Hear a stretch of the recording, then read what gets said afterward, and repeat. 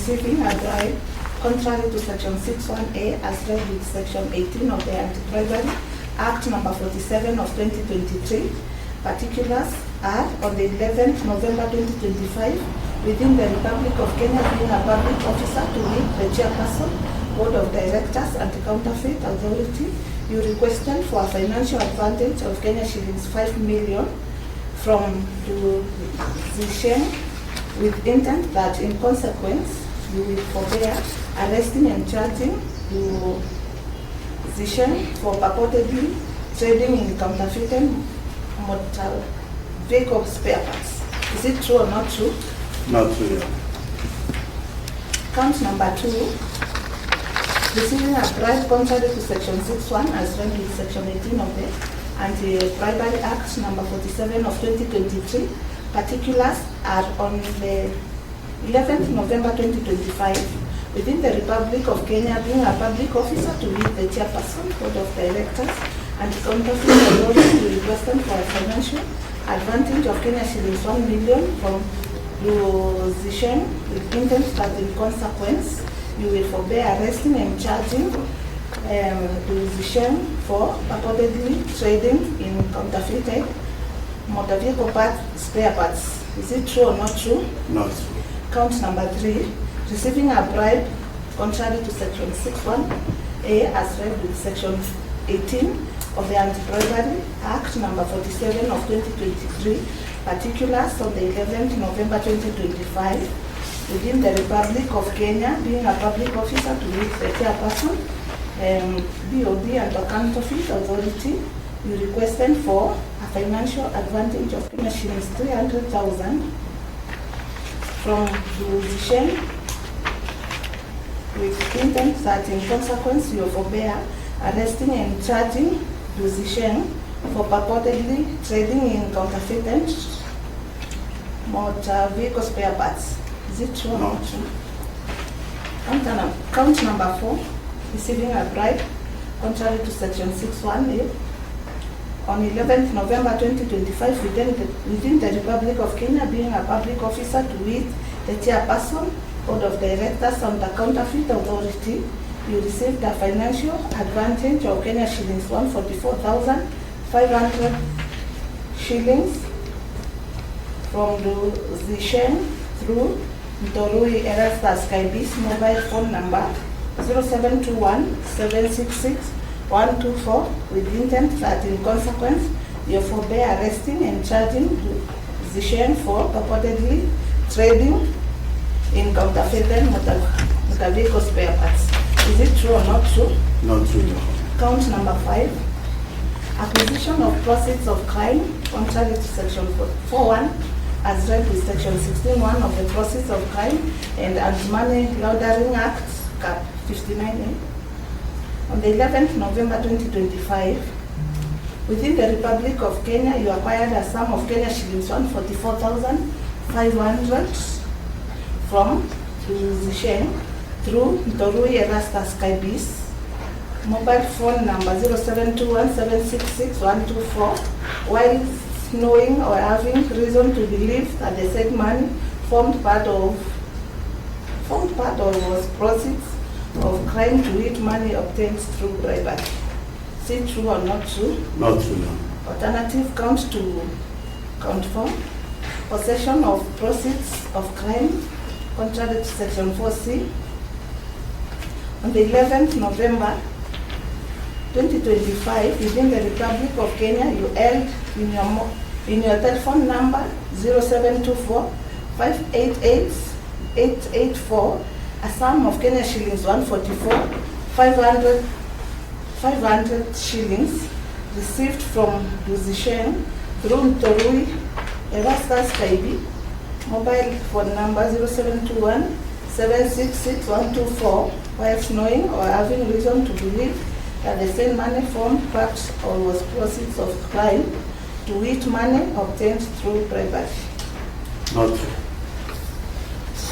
Your Honor, we request that the court sets terms and conditions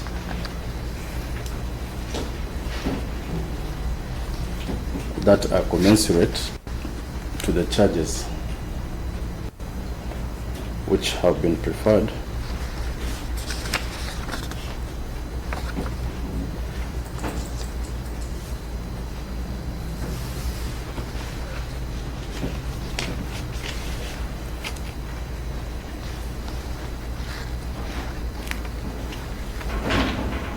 And now we pray that the court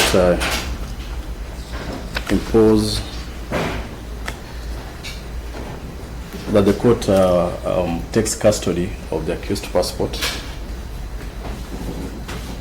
and imposes a term of not travel outside the jurisdiction without the permission of the court.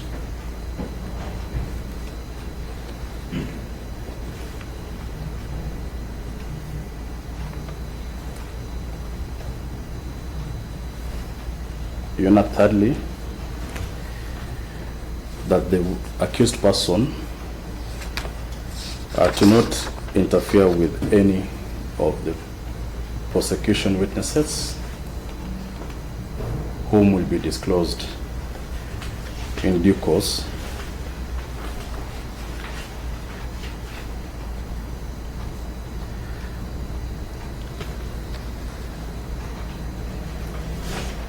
And lastly, to bar any media coverage of this case, since it's now within the jurisdiction of this court. Come again, to bar any media? No comments in the media by the accused person or his legal team, since now the matter is before court, which has the requisite jurisdiction. On behalf of the defense, we are very grateful to the prosecution for professionally looking into this matter and indicating that they are not opposed to the granting of bond or cash bail to the accused person. And it's very commendable.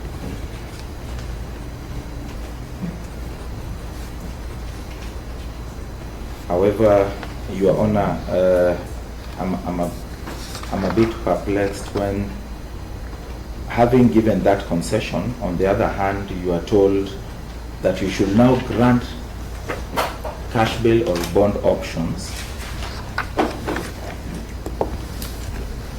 in a manner that will still seek to negate the very concession that the prosecution has given.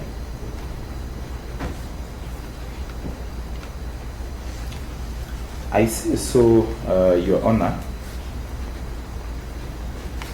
because you've been told to consider the quantum in the charge sheets.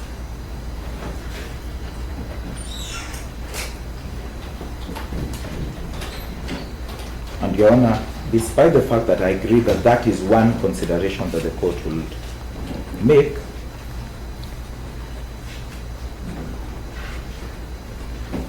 there are numerous authorities, Your Honor,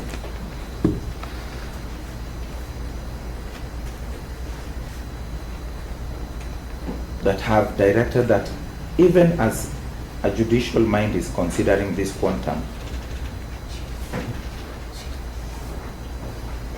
it cannot be considered in isolation.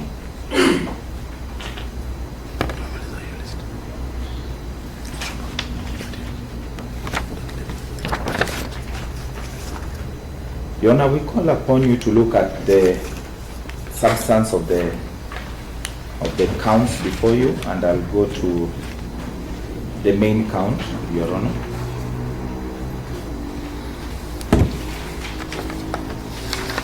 Which indicates, Your Honor, that it is about a complaint of receiving a bribe. That is the charge itself.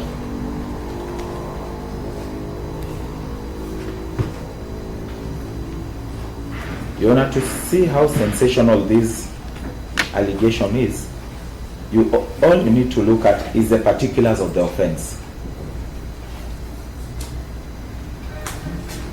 And Your Honor, it was read before you. And the word that is used is he requested for a financial advantage of 5 million. The charge is a headline news, receiving a bribe. Someone will say he received 5 million in his pocket. But when you look at the particulars, and I thank God for this requirement in law, it tells us that they are saying he requested, not received. There's already a misnomer on that. Such that it could even be said here that he requested $1 billion. Will that then mean that the cash bail will be about half or quarter of that? Yet the indication is that it is just a request. And of course, our position which we will say at the point of defense, we will actually persuade the court that this is wrong, but this is not the day to do that. Your Honor, if you look at all the other counts, you'll actually see a repetition of the same.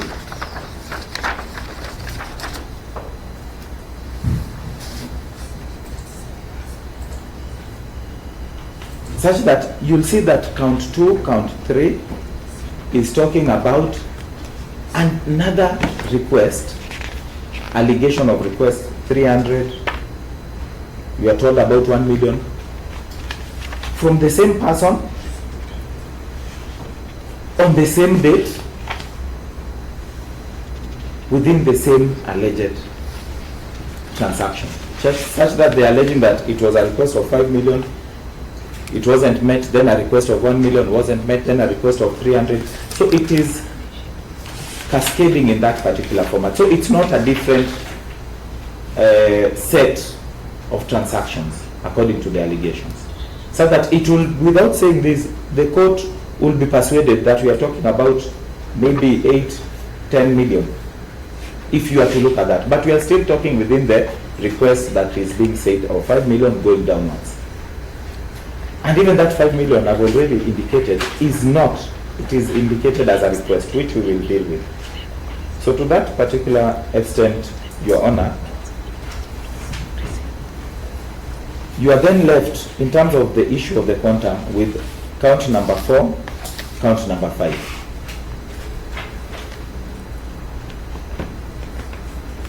Count number 4 is very clear, Your Honor, and this is where they are talking about receiving a bribe, and they are talking about 144,500. That is a quantum that honestly they should be talking about. 144,500. And even to make it in bold, they've actually said in count number 5, acquisition of proceeds. And again, it is the 144,500.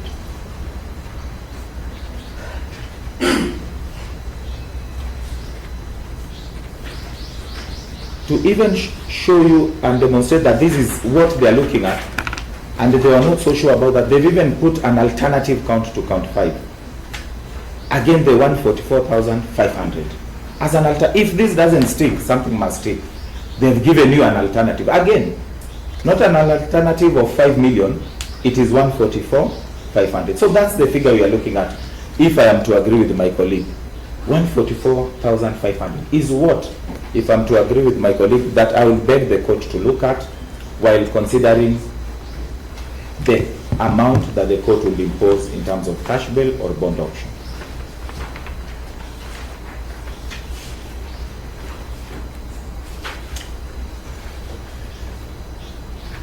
Secondly, Your Honor, the man accused today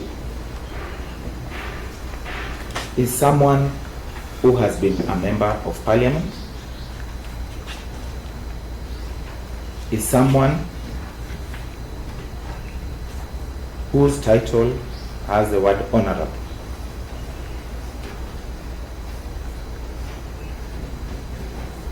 He's not someone who will run away because he has deposited any amount in this court. He is not.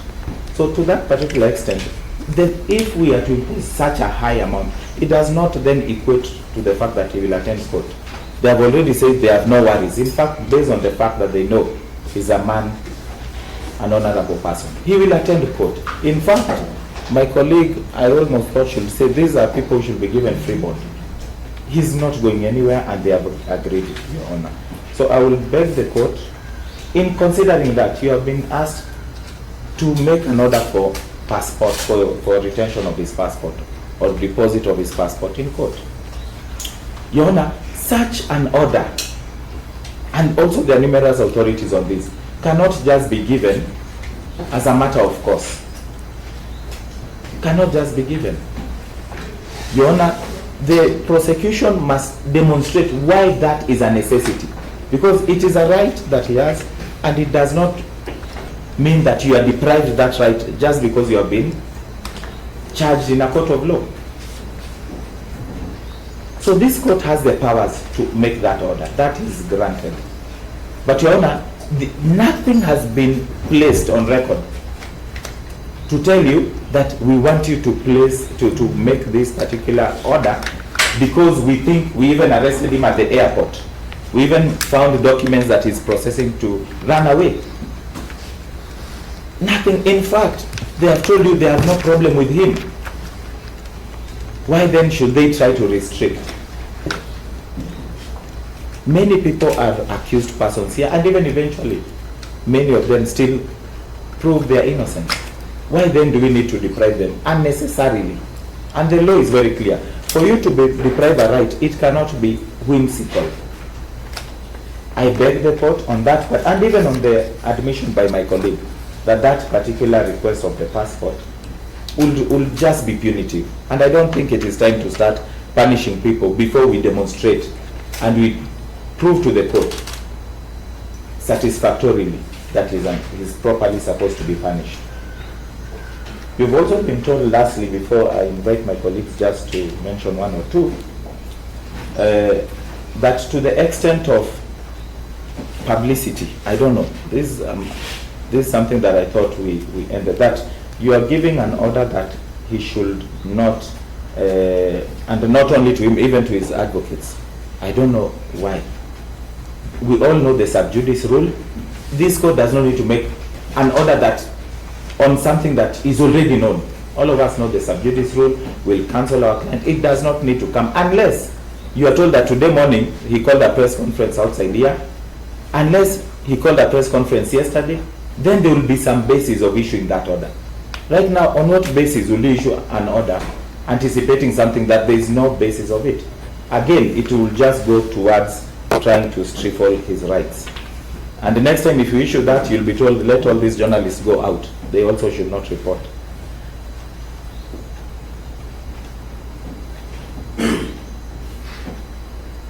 Lastly, on the issue of non-interference with witnesses, we give that undertaking. That at the point that these witnesses will be disclosed to us, none has been disclosed, and my colleague has said as much. It is outrightly clear, and our client will give that undertaking, will not interfere with any witnesses, and it is important that that is disclosed, so that we know, because without that, an order can be given and the witness is his wife who is sitting in court. How will he comply with that? So it is important that that disclosure is actually made, so that at that particular point we are able, but granted, it's automatic that part of the conditions, you don't interfere with witnesses. He's been a lawmaker, so he knows about that. They're the ones who make these laws. So to that particular extent, Your Honor, I would really pray that you find it in your hand, favor to grant him cash bail or bond option. At a point, the officers had indicated that they were contemplating a cash bail of 50,000 at the police station. We are not so certain. He's someone who, as a chairman, does not even earn a lot. This is a very big title with nothing. He just gets 10,000 once in a while in terms of sitting allowances. So he doesn't even have that money, as much as he has a very big title. So I would want the court to, in considering the amounts, to also take judicial notice of of this particular form. Lastly, Your Honor, we will request for all documentary evidence, statements, and any electronic evidence that they may have to be supplied to us in good time. This is a matter that we will want to deal with as soon as possible.